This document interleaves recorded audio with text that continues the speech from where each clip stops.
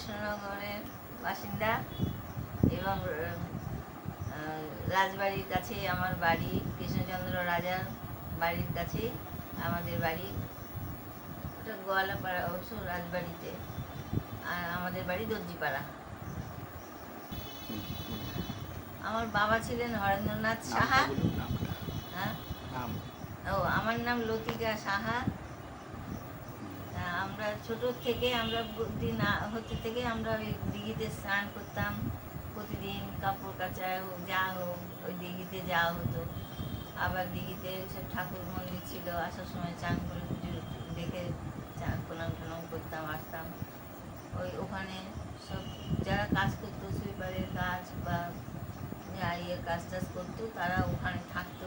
আর রাজবাড়ির চারপাশে ছিল জল, দিঘি, সেখানে ওটা গড় বলা হতো। ওই গড়ে প্রচুর জল থাকতো। আমরা ওখানে মানে পাকা ঘাট করা আছে, সিঁড়ি করে করে চারিদিকে ঘেরা বেষ্টনী দেওয়া। এবারে আমরা সাঁতার কেটেছি, কত গেছি, স্নান করেছি। আর অনেকটা জায়গায় বাঁধানো ছিল, বসার জায়গা, কাপড় টাপড় ছাড়া টাড়া সব কিছু ছিল ওখানে।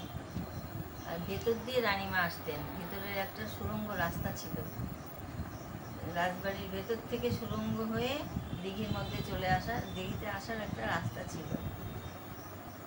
আচ্ছা, রানীমার নাম কি ছিল? রানীমার